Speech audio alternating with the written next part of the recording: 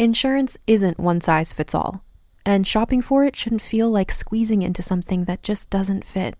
That's why drivers have enjoyed Progressive's Name Your Price tool for years. With the Name Your Price tool, you tell them what you want to pay, and they show you options that fit your budget. Enough hunting for discounts, trying to calculate rates, and tinkering with coverages. Maybe you're picking out your very first policy, or maybe you're just looking for something that works better for you and your family. Either way, they make it simple to see your options. No guesswork, no surprises. Ready to see how easy and fun shopping for car insurance can be? Visit Progressive.com and give the Name Your Price tool a try. Take the stress out of shopping and find coverage that fits your life, on your terms. Progressive Casualty Insurance Company and Affiliates. Price and coverage match limited by state law. Today on Very Delta, we talk about sandwich artistry, interior design. We interview David Rios, and we talk about venturing out of your hometown and finding the real you. Oh. Mom! Are you a lady like me? Introspective, beautiful. Oh, are you intellectual like me? Beguiled by a bargain? You like wild times? Oh, like me? Are you serving the community like me? Well, if you are, then you must be Very Delta.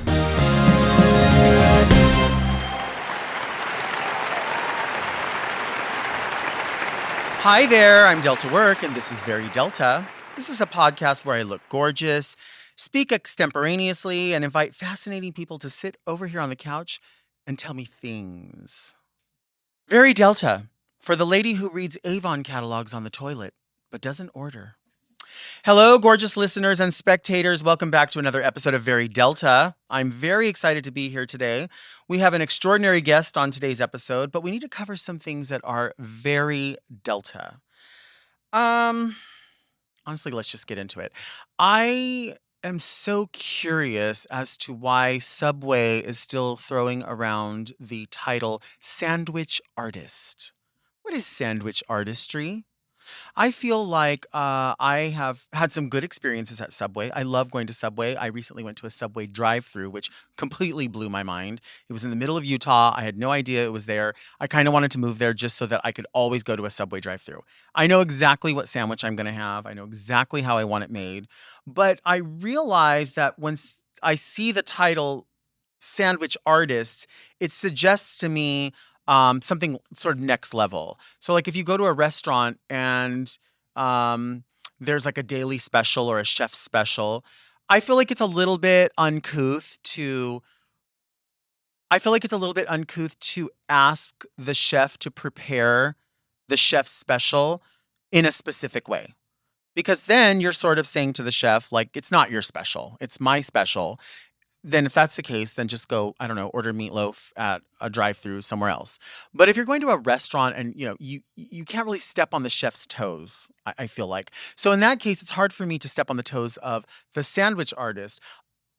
But I don't mind doing it at Subway because I haven't really come across any artistry. I don't know what that artistry is that I'm looking for, but I do know that I feel like I want all of the ingredients on the whole sandwich. So my sandwich that I like to build would start with Italian urban cheese bread. And I don't want it toasted, but I like to have just one line of mayonnaise on the sandwich, right? I want it on the bread because what happens is sometimes if you build it with lots of vegetables and then they put the mayonnaise on the top, then it just gets on the wax paper. So that doesn't really seem like artistry to me. I feel like artistry is also like creativity. So you need to create a way that somebody can actually eat the sandwich without the whole sandwich falling apart, if that makes sense. So I like to have like just a line of mayonnaise. I don't want any mustard on it. And then I want like the ham. And then I want Swiss cheese, which they don't have any more Swiss cheese. So I don't know how the artists are supposed to really work without their tools. But they don't have Swiss cheese anymore. You can only have provolone, or you can have they call it American cheese, but it's white. And I always feel like American cheese is supposed to be yellow or orangish yellow, whatever. These are choices that are made. But I also feel like, they make these sandwiches day in and day out. So, they work with a lot of assholes and a lot of really rude people that maybe they don't really look up from their phone and they're just like, make me a ham sandwich or like whatever it is that they do. But um, so I feel like no one is really in an environment at Subway to flourish as an artist. I think we need to get rid of that word, that term. They recently did a renovation of their menu, and they've added that if you want like double meat, it's called a Fit Pro. So it's like more protein or something. Um, so I think when that happened, they could have removed the sandwich artist title and just said like, "Hi, my name is Brian." Like that would be enough. So that way you don't have this expectation that you're going to really get this beautiful meal. Because let's be honest, it's all under there and they slop it on. By the way, if Subway is listening, you have these new banners across the where they lift up the like sneeze guard so they can like make the sandwiches that those new things are frosted over the clear glass. So now everything looks really steamy.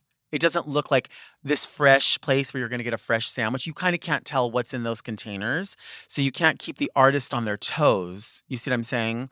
We really should rethink those laminate, those sticker things that you have on there because it's really making it look sloppy and dirty. And actually, now that I think about it, also, Subway, you recently introduced these like fresh drinks, like hibiscus drink and orange papaya drink or whatever. And there's always an iced tea in the middle. And I feel like if you're about healthy choices, one of those fresh brewed items, and we've talked about fresh brewed iced tea, I'm not going to go over it all over again, but I am going to say this. None of those things that you present as fresh brewed are sugar free. They are all full sugar, at least at the locations that I go to. So I think we need to keep on top of that. If you want me to come in, we can do a meeting. We can talk about how we can offer at least one item like that. I gave up on McDonald's, a long time ago. McDonald's does have a dollar drink, which I appreciate, but McDonald's pussied out a long time ago when they decided that they were going to like, that documentary came out about like Super Size Me, and so McDonald's like rethought everything and they sized things down. When they did that, they dropped their 44-ounce drink to a 32-ounce drink as their largest. And so what they did was they took the option away to have a larger diet beverage or a larger sugar-free beverage because they decided they needed to decide for their customers because they got bullied and pussied out. Maybe that's not the right term. That's the term I'm going to use. In any event, Subway, I'm just, that sandwich artistry, I feel like unless you're going to train people how to make sandwiches with sort of a flourish or, an effervescence or like a, you know, this way or this way. Like I'm not seeing where there's like where a certification is deserved. Do you see what I'm saying? I went through the other day and I said, this is how the girl did it. She was making my sandwich and I forgot to ask for mayonnaise. So I thought, all right, she's going to put the line of mayonnaise on the top. No biggie. It's my fault because she's going to put whatever I ask. And so I said, could I just get one line of mayonnaise on it? And maybe she watches Very Delta and maybe she just doesn't like me or maybe she was having a bad day. I don't know what it was, but she took that bottle like this and she looked right at me and she said, oh, you want mayonnaise? I like a lot of mayonnaise. She shook it and she went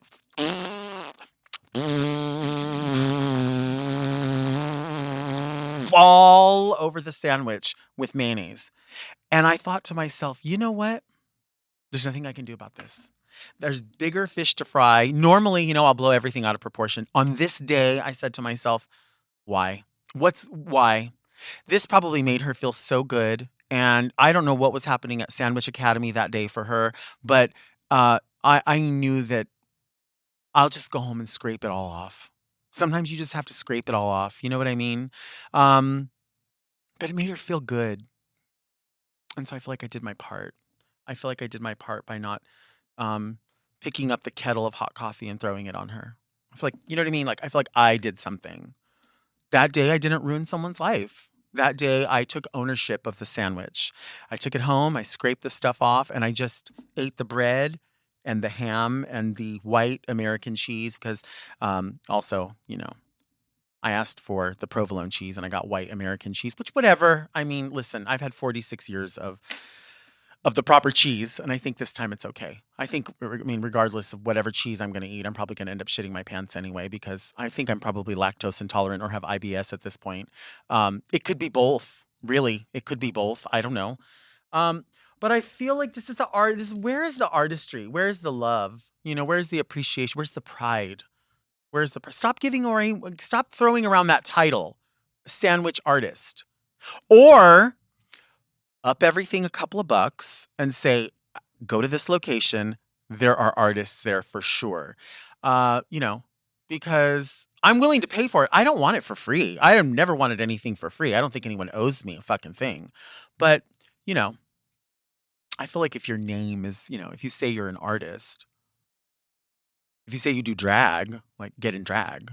If you say you are a sandwich artist, be a sandwich artist. Fuck. Well, anyway, enough about food today. We need to get to some art. I loved interior design, and we have a talented guest all the way from Palm Springs to the Trixie Motel show. We have interior designer David Rios. Let's take a break, and we'll be right back.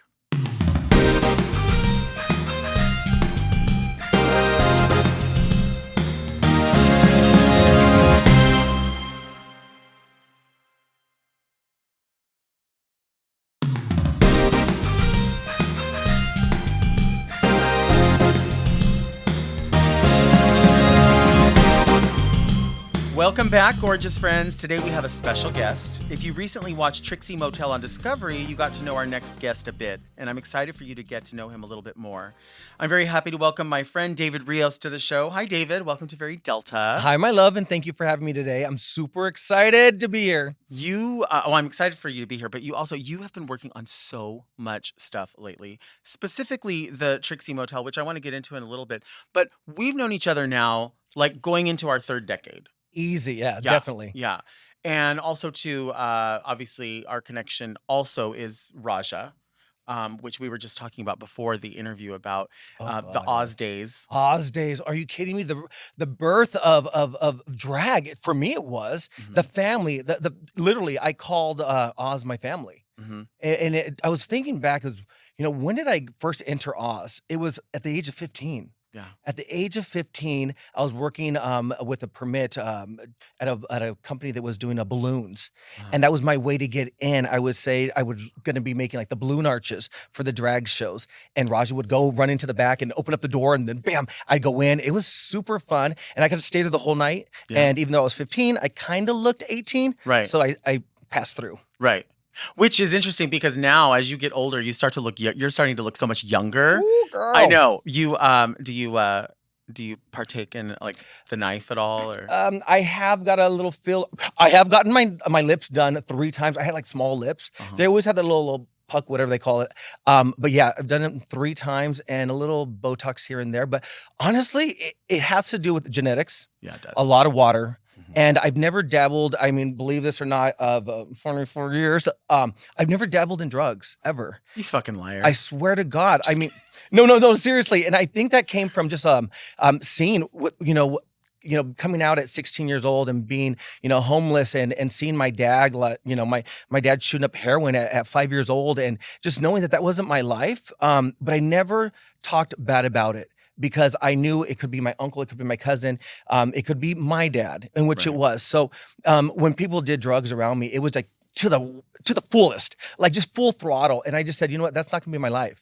I need to survive. Right. But I wouldn't talk down on it, because I don't know what they were going through. Sure. I don't know what position they were in. I don't know what financial stress or whatever led to them to get to that point. Right. So for me, drugs have never been a part of my life, and they will never be.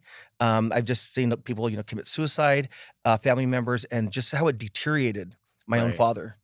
Well, I mean, and on top of that, I mean, of course, bad things can come from abuse in any level or on anything, but also you're just like naturally super, super hyper and energetic anyway. You've literally always been that way. And that's what goes so hand in hand with what you do, because as I was asking you earlier, did you come from home? Like, because you obviously have a home in Palm Springs and a home in Long Beach, but like you will be in 4 counties in a day for work. I feel like I've been blessed. I literally been blessed with ADD. ADD to me is multitasking. I can be in one city to the next city, and people like trip out and they're like, David, why don't you take a break, or why don't you take a vacation? I am my next paycheck. Right. And I honestly, I love working under pressure. Right. I love the hustle and the bustle. And if I needs me to be driving 4 hours a day, I'm going to do that. Right. Right. I love that. And now, for those of you that don't know, David is a real estate agent and interior decorator. Amen to that. You have been known to help people fix their credit.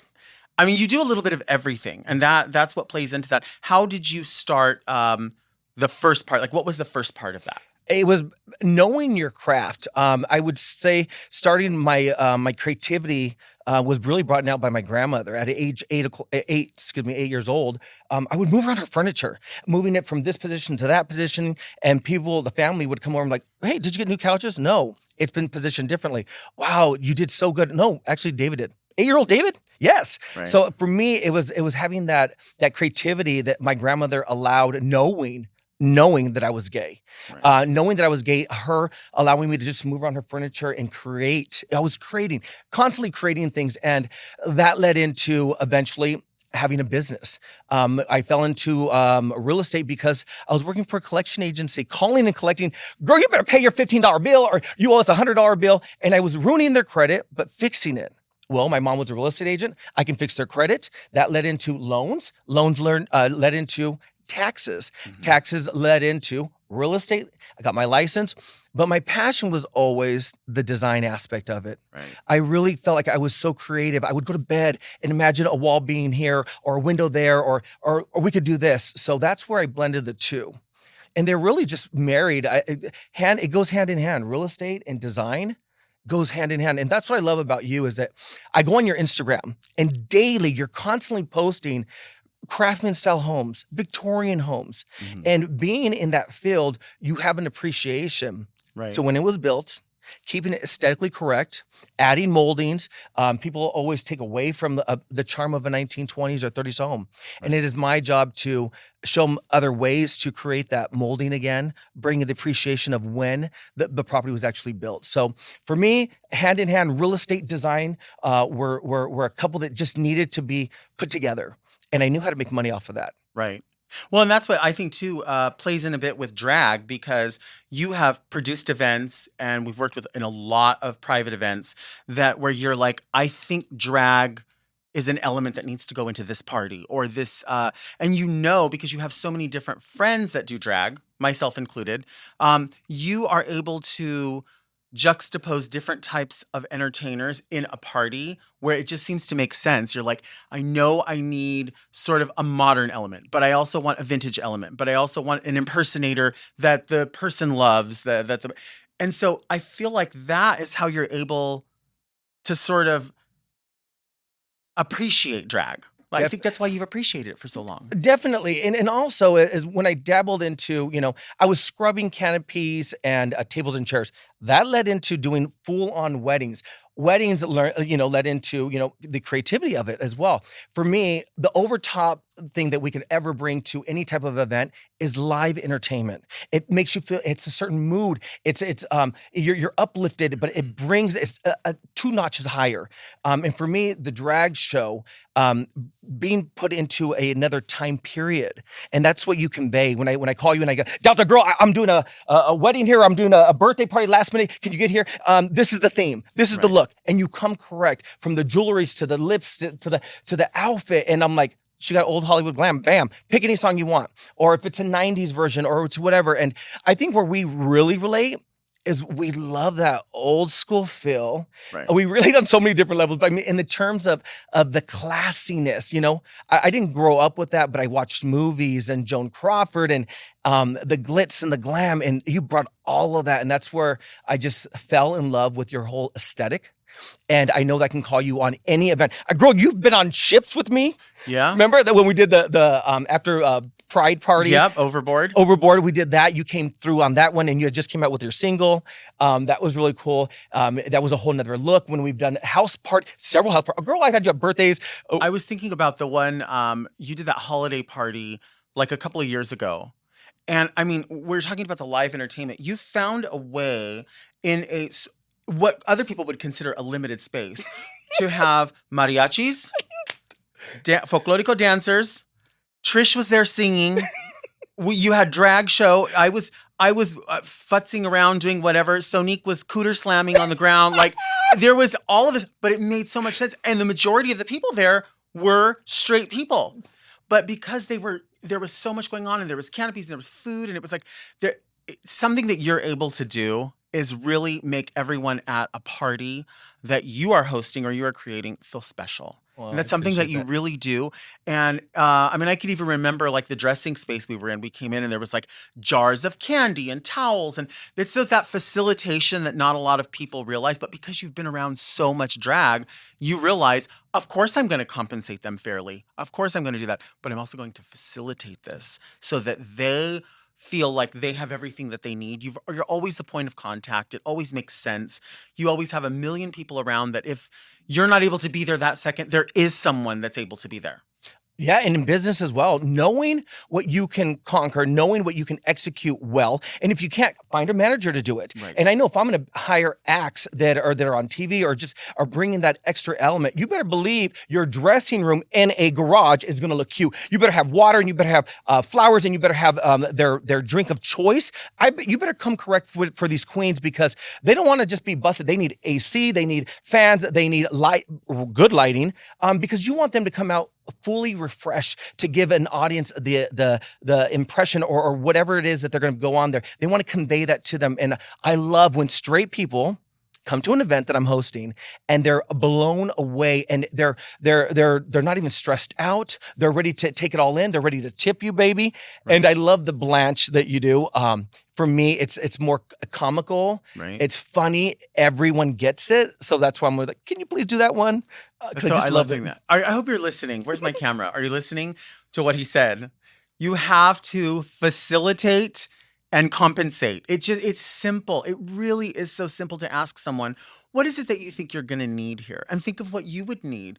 Somewhere to sit down, somewhere to plug in, somewhere to be away for a second so you can feel, just as he said, refreshed and deliver that 100% that you hired someone for. You want the crowd to see 100%.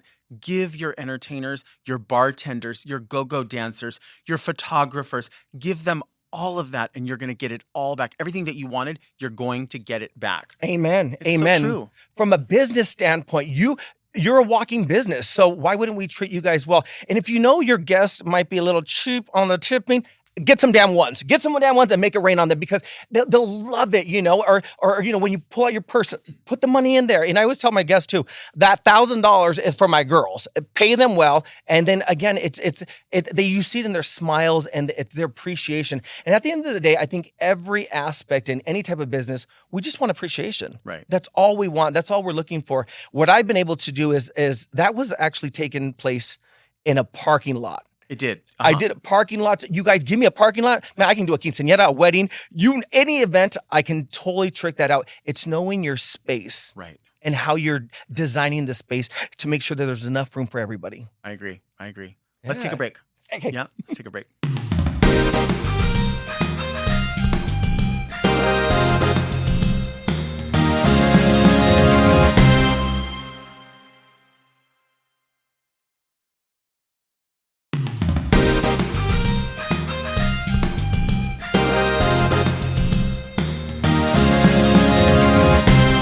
And we are back with my extra special guest, Mr. David Rios, who is a real estate agent, a designer, a dancer, a high-quality romancer. You're all of it. Todo! Give it all to me. All of it. So I always have fragrances on the table, right? And I think about the fragrances like maybe that's something that the guest might wear. And of course, I mean, I don't know that you necessarily wear Classic by Banana Republic or if you wear Angel for Men, but I do know that you are wearing this one right now. Amen. You know it. Because you gifted this to me. I did. And it wasn't until one day when I was like looking at the bottle and I was like, what is that? It is monogrammed on there in gold. Yes.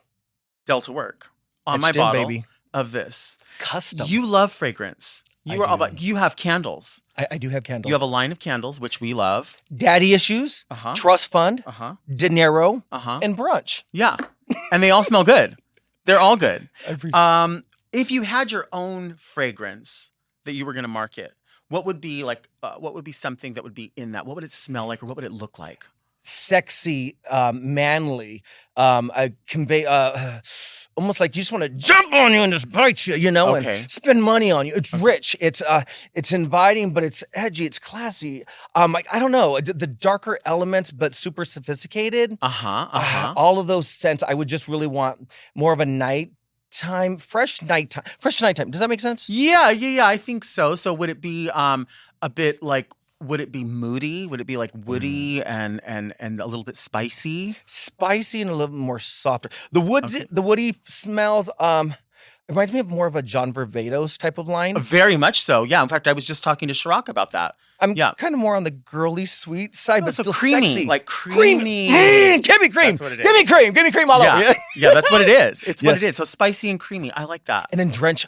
I'm super over the top with that. Yeah. Drench the shit out of me. I can go to the gym. If you're going to go to the damn gym, please do us all a favor and wear some damn deodorant. If not, spray. Just 2 sprays. It goes a long way. If I'm on the treadmill, I want to sniff someone that's smelling good, You do. I do. Like I'm not into the stench. I mean, I know it's a thing, especially for our community and the bears and the otters and all that stuff. But for me, I want people to be like, damn, David Rios is in here. He's entered the building because his scent is soothing and it's the aroma is everywhere. This is why we connect quite a bit. I heard the term sillage. Have you heard that term? That means like how much it fills the room before. So how much it precedes you. And a lot of people don't like that because they really do like a connection to smelling themselves and smelling other people because they make a better connection to it. But what about that? There's a place where those two things can mix. Someone's natural odor and then it's amplified with like fragrance that you spray on. That can be good. But listen, you got to wipe your ass. You know what I mean? You have to wipe your ass. You really do. Nobody wants to smell like butt and Drac Noir. Yeah. And there could be a balance as well too, like the Axe fragrances and so forth. Remember the back in the 80s where if you love Giorgio, you'll love Imposters. What's it called? Something? That's what Morgan wears. Yeah, she if you like Angel, you'll love Cherub. I swear. Oh, that cheap bitch! I did not know she was rocking that. Yes. Oh my. She's one consistent smell, and I love it. And she puts on her long hair when she had long hair, and I'm like, whip that shit in front of me, girl. I want that whiff. Yeah. Oh, I love that. Yeah.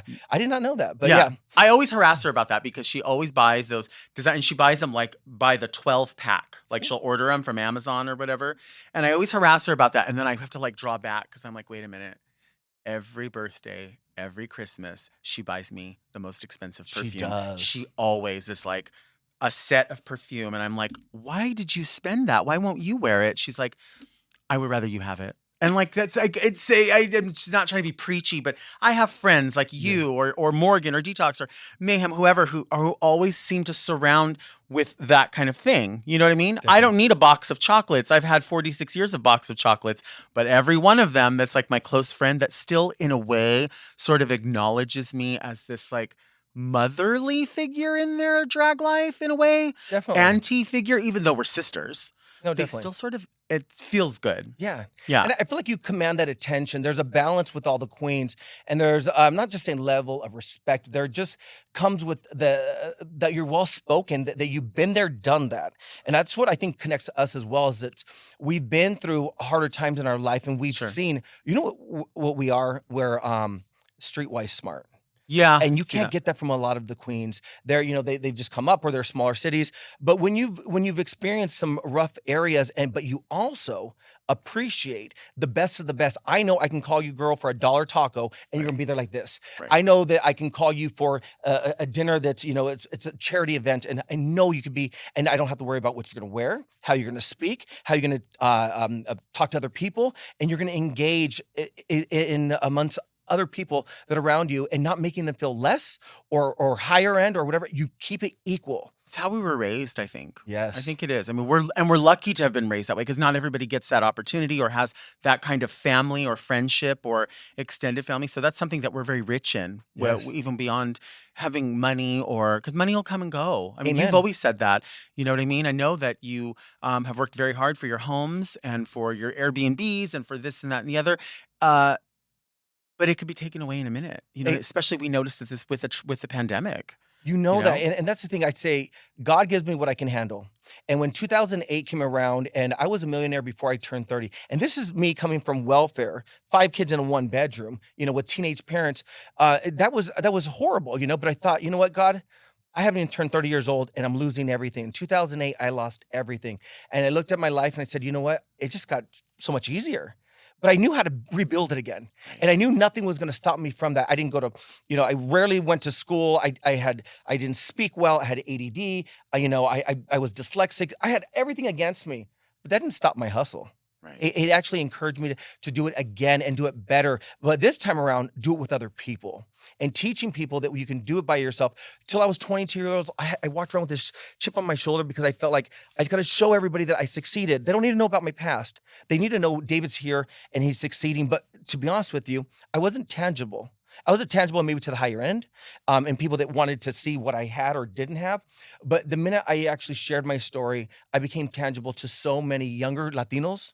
It doesn't even make it, it's not even the race. It was the younger generation that I could come from nothing, want everything, and slowly develop it. But I became more successful when I did it with other people. Right. And when you say that about rebuilding and working with other people, how does that, what do you bring with the Trixie project, with the Trixie Motel? That was a whole thing about literally rebuilding. Building from scratch. And you guys talk about eating a humble pie, like in my face. I was already given that show. And a year later, it went away. And I was like, okay, well, whatever. They went with someone else better and someone else that maybe was more her aesthetic. And I completely get that. But then, girl, I got a phone call. A year later, I got a phone call. David Rios, we need you and your team and everybody else, blah, blah, blah, to make it happen. Oh, well, I wasn't good enough. What's going on here? Am I being used? Or is it something, do you really need me to convey this project? And when I got involved on it, it was, I looked at it as a compliment.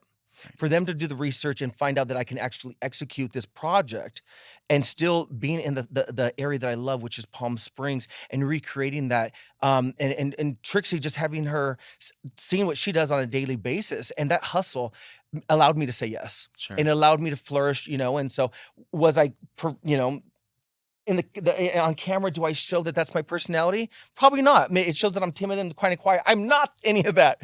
But you know what? I understood at the very end that wasn't my aesthetic. I probably would have made her more rich and glamorous and more like little Hollywood vibes, whatever, especially in Palm Springs. But that wasn't it. She went with a different designer, and I still loved it. Right. And I knew I could execute it well. And I knew I could, at the end of the day, my name was on the line. And at the end of the day, people are always going to remember you by your name and how you conveyed everything. And so for me, I still finished it and I loved it. And I'm on to my next project. Now, out of all the rooms, which room would you stay in if you... Girl, you and I would definitely stay, because I know you, probably the flamingo. The pink flamingo room is definitely the classiest. Yeah. And then my second one would be Malibu Barbara. Yeah. Super cute, It's just the flow of the ground. It's like an ocean coming together with glitz, probably because it has glitter in it. And I'm super gay and I just love the glitter and Is the it glitz. clothing optional? Yes, on Sundays it is. It is on Sundays. On Sundays. Okay. Take off what you want, keep on what you need. But I will say this though, it isn't 21 and over, so no kids are allowed. And we aren't pet friendly, but that's okay. Yeah. Keep the grounds clean. And do you love it? Oh my God, I'm obsessed. I'm obsessed with it because it really is an experience for so many people to come and channel and just be part of Trixie's life. So I just hope it just continues on going on for more generations and so forth. But I think they have me around for a reason, because I know things will break. I know things are going to get, blemished here and there. And because I'm OCD and I just got to be a control freak, I'm there all the damn time. We're either painting or helping Trixie partner just kind of put things together. But again, it's my name behind it. So I really want to make sure that the aesthetic stays correctly. And also that, when it gets blemishes, I'm there to fix it. I mean, the whole thing just makes so much sense because, Trixie Motel is a brand, and it makes, literally it fell right into Trixie, the name Motel.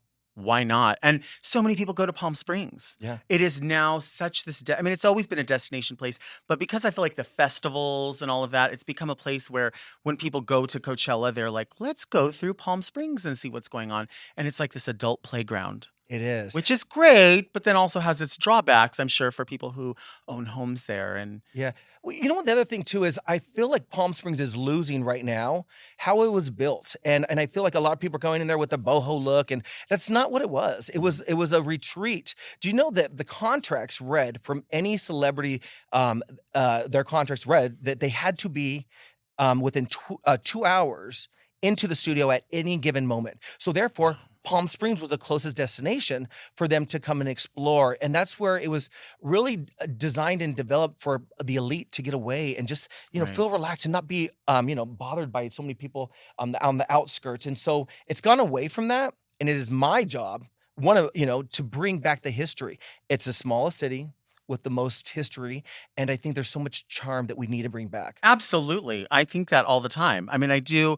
I always nag on this idea that uh, the people that go to the festivals that are from out of town and they're there with their parents' money, they kind of sometimes come through and trash the town. They do. And I'm like, No why are you appreciation. doing this? Don't do. Not saying don't come, but like, why are you like? It's almost like when you let kids loose in the toy department in a store, and they're like, "What's this? What's that?"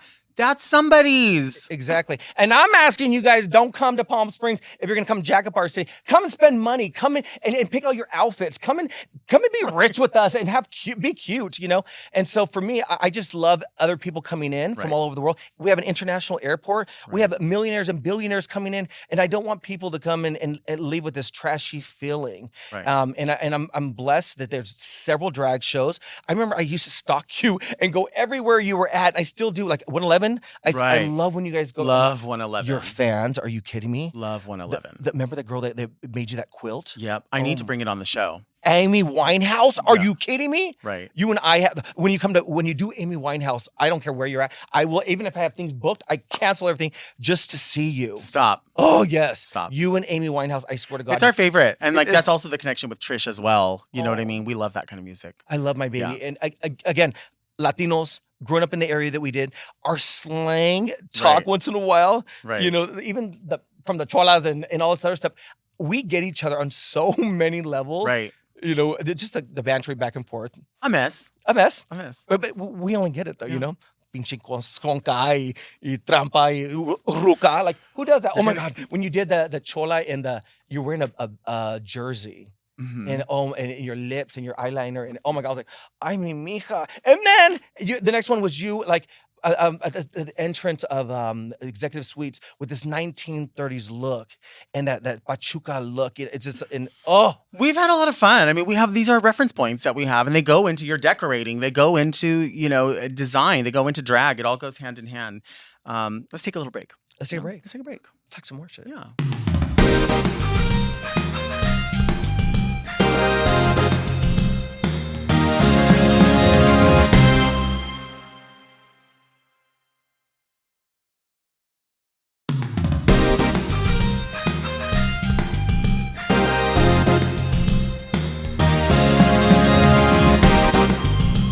And we are back. I'm talking with David Rios. We are just talking about not just old times, but interior decorating.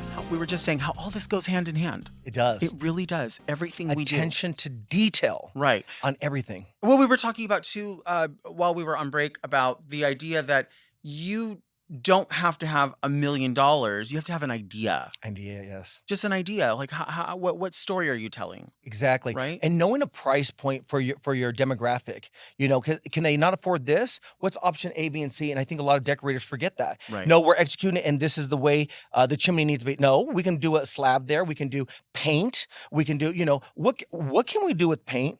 And Right. how much volume can that change a house? It could be a front door. It could be a powder bathroom. Could it be, an accent somewhere? That's just 3 areas and 1 gallon of paint that's costing you $25. Right. Let's maximize it. Spray paint, girl. What can spray paint do? Do you remember, before we get into this, it's something not everyone remembers. Do you remember Christopher Lowell? He was an interior decorator and he had his own show on like Lifetime Channel in the 90s.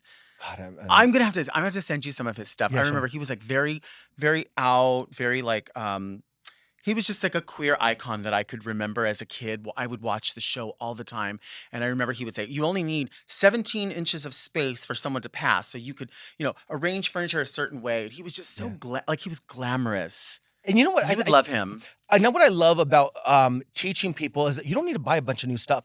Mix it and match it in your own rooms. Right. Master bedroom, side tables, go outside. And I hate things that are matchy-matchy. Right. Make things statement pieces. What's your focal point? Do you have greenery? You don't. Less is better sometimes, or sometimes more is more. Just understanding the rooms and switching it around becomes a more of appreciation to that one piece. Right. I agree. So we are going to answer some letters. Ooh, Yeah, come this on. is like the portion of the podcast called the annals. And one time somebody typed it wrong and it said Anal? anal. So you get it. You know what Well, this this is. show we're good. We're good. Yeah, We're you know good, what it baby. is. So I have I've forgotten this every episode, but I finally brought my letter opener, Okay. which is it's kind of like it looks like a knife more Yeah. than a letter opener. Ooh, But okay. let's answer some of these questions, some of these Let's letters. Let's do it. Okay, so we're gonna read the first one. Ooh, okay. Let's see what we have here. I love these questions. I know, they're always fun. Yeah. The first one's from Jay. Halloween is around the corner, and I'm curious if there are any specific foods that scream Halloween to you. If you were invited to a Halloween kickback or picnic, only outside if the weather permits and proper seating is arranged, what would you expect to eat, and what would you bring? Any thoughts on the return of the Sanderson sisters? So what about Halloween? Is there any Halloween candy or certain foods? Oh my God. Halloween. I will say something about decorating. If you go to even the Dollar Tree offers them as well. Home Depot offers, and they're like the zucchini that has like little warts on it or whatever they're called. Those will last you 2 to 3 months. Yeah. So during the whole fall season, I think doing a spread is going to bring so much life to the table. Right. So that to me would be my first go-to.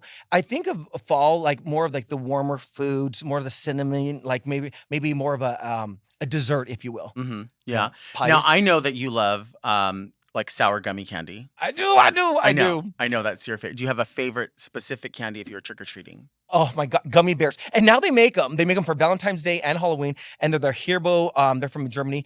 They come in a smaller package, and their flavors will just last forever. So yeah, I sometimes act like I'm gonna hand them out, but I actually keep them for myself. Why If you walk into any of my houses, any of my vacation rental homes, they all have candy jars, and they're plentiful with gummy bears. Yeah. I like that. What about when you would go trick or treating and people would give out like the little Christmas candies, like the mints, and you're like, oh, I don't fucking want those at all. You know what? I was appreciative just to grab anything. My mom would take us to the higher end places because we know we got the full candies, Yes. and we would come back to school with our bags, and we had the bigger candies, and those were costing like $1, $2. But did you take the pillowcase? We did. Yes. Oh my, comadre. Oh, Dios mío. You Yes, have to we take did. the pillowcase. We did. We were so For embarrassed. sure. My mom couldn't afford the plastic, the bags, so we actually took pillowcases. That's so funny you said that. Yeah, you have to. I mean, you're gonna get more. It's more strength. Yeah. Yeah. Oh God. All right. yes. Let's see what else we have here. More questions. Come I on, love bring it on. Halloween. I'm so ready for Halloween. Actually, Yes. I do love trick or treat candy, but there's always the stuff that always ends up at the end. Like I don't want Milky Way. Yeah, oh no. If it's gonna be chocolate, it's either chocolate or chocolate with nuts or Yeah. something crispy or I don't know, something like that. Okay, so here's a letter. This is from Tyler. Hey, Tyler. I graduated high school 3 years ago, and during these past 3 years have been they've been some of the hardest of my life. I recently decided to get back into college, and I got accepted to this 4-year school. The problem is that I have to move about an hour and a half away to stay in an apartment near campus, and I've never lived on my own or away from my hometown. Moving away and becoming my own person has always been my dream. My issue, though, is that my anxiety cannot allow me to embrace my excitement for all of these changes because I know all of the things happening are things I have no control over and that I just have to hope that it all goes well. I hope everything happens the way I want it to. So, do you have any helpful knowledge or tips on becoming an adult and learning how to be independent? I'm sorry this letter is kind of long, but thank you so much for reading it and sending all the love to both of you. Well, Tyler, I got a little awakening of life, and this is what you want to do. You want to embrace it. I feel like you're already going and approaching it with so many expectations that might not happen. And make sure that you're going for the right reason. Make sure that you're passionate on what you're trying to execute. 4 years of college or 2 years of college, go and mentor somebody that's in that industry to make sure that it's well worth it. And if you're feeling that you're alone at your dorm or wherever you're going, take a picture of your family and know that it's on the side of your bed. So when you come in, you see your mom, you see your family, send them pictures. But addition to that, to help you with your anxiety, really lessen what you're thinking it's going to be, because it's not going to be the way you think it's going to be. It's going to be completely different, and embrace it. It's a change of life that you're going through. Relax. I say just go in with not having any expectations, and at that point you can really flourish in the line that you're going into. Ask a lot of questions. Yeah. Don't be afraid, because when I was in school, I was like, the moment I started really learning is when I was asking questions. Right. And it's not for you, or it's for you. Continue it, or stay in that area and get a part-time job. You might like that area even more. There's a reason why he's leaving. I can already tell. Yeah. I've talked about this with Raja before on the podcast.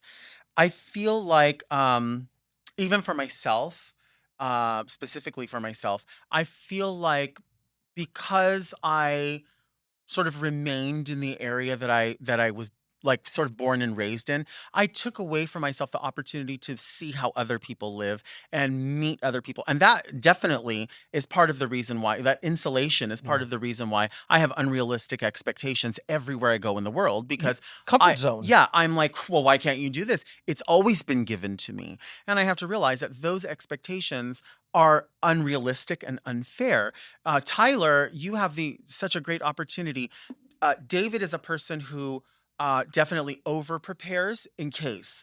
I'm a person who overthinks and puts dread out there. And I will say that I like to tell people I'm just being realistic, but sometimes I have to know that it's being pessimistic. And don't be afraid, Tyler, because once you're climbing up that hill. Once you get to the top of that hill, you're going to see it all. Yes. And all of those things that you're afraid of, they're not really going to happen. No. They're not really going to happen. You're going to meet people that are going to want to know you. You're going to learn, just as David said, that maybe the course of study is not it. Maybe it's just a little bit on this way, or maybe it's perfect, but you have to experience it. You just have to say, like literally, look, ma, no hands. Like, you have to just do it. You do. You have to jump. You really have to jump. But just as David said, realize you can always go back home. You know what I mean? I really hope that for you. I say that just because you mentioned that you are living with your family. There's always going to be someone that you can always go back to. There has to be. And everything happens for a reason. There's a reason why these doors have opened for him. There's a reason why he got accepted into this. There's a reason why he's there. And I'm so proud. I don't even know him, but I'm proud of him for making that jump, that leap, because a lot of people won't do it. I would say go in there knowing that God has you there for a reason. Right. That path that has been opened, those doors have been opened. Take advantage of it. Yes. And experience the area that you're in. Yes.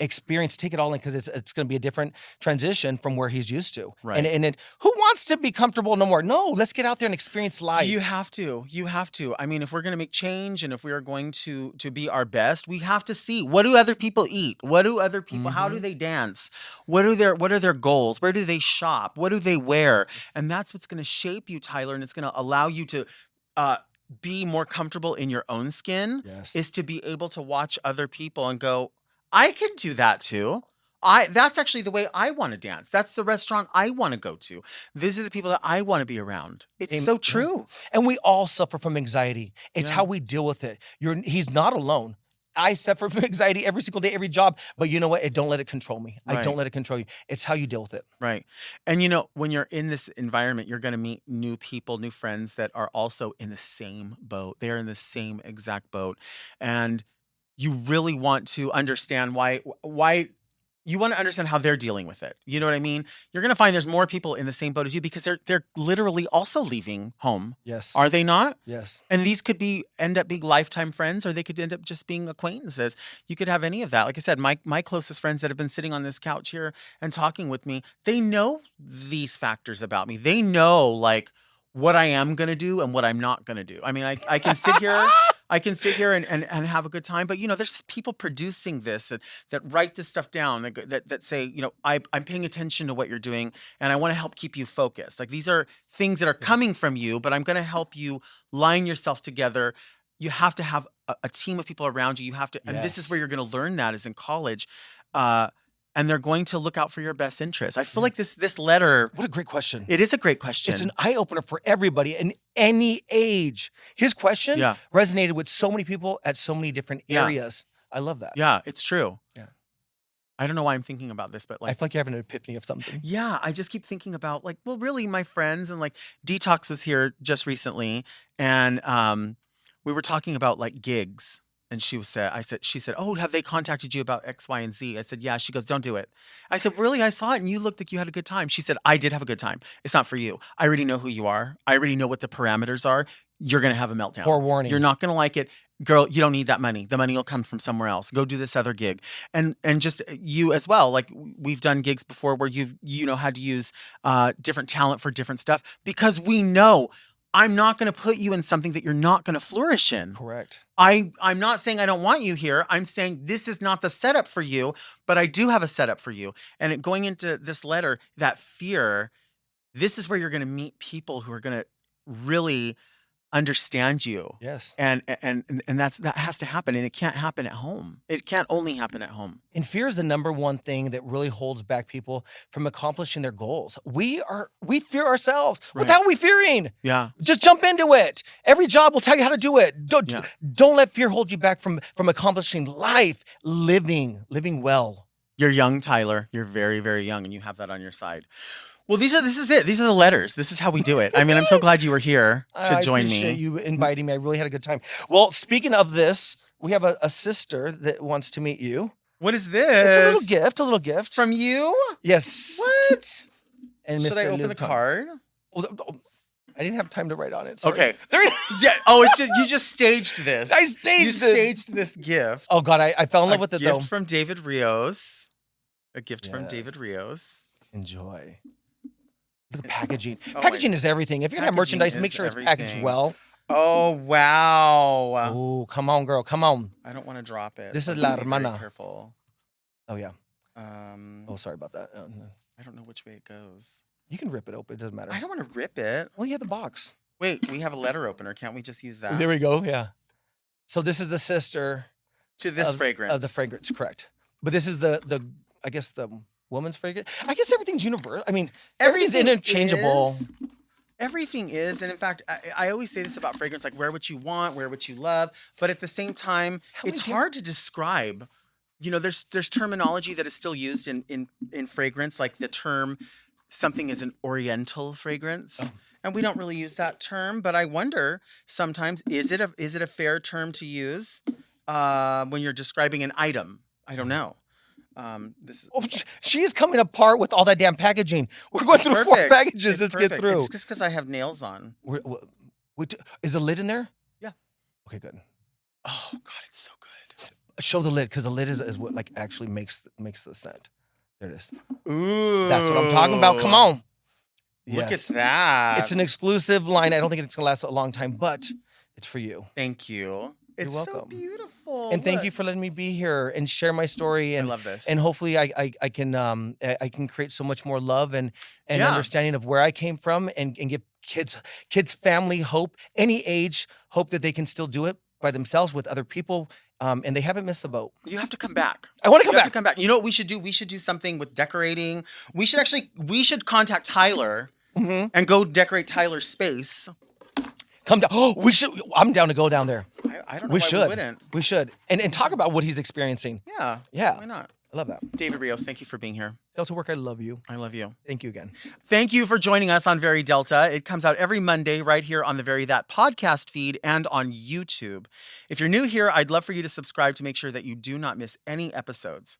If you'd like to send me a question, comment, or any type of communication, email me at readmedelta@gmail.com.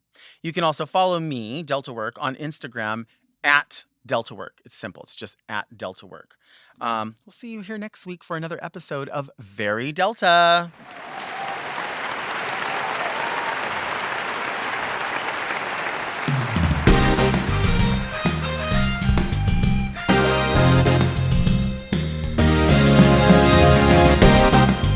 To listen to Very Delta one day early and ad-free, sign up for Mom Plus at mompodcasts.plus. Very Delta is produced by Moguls of Media, aka Mom, hosted by Delta Work and produced by Maxwell Esposito. Engineered by Margot Padilla and editing and sound design by Will Pitts. Executive produced by Willem Belli, Alaska Thunderfuck, Big Dipper, and Joe Cilio.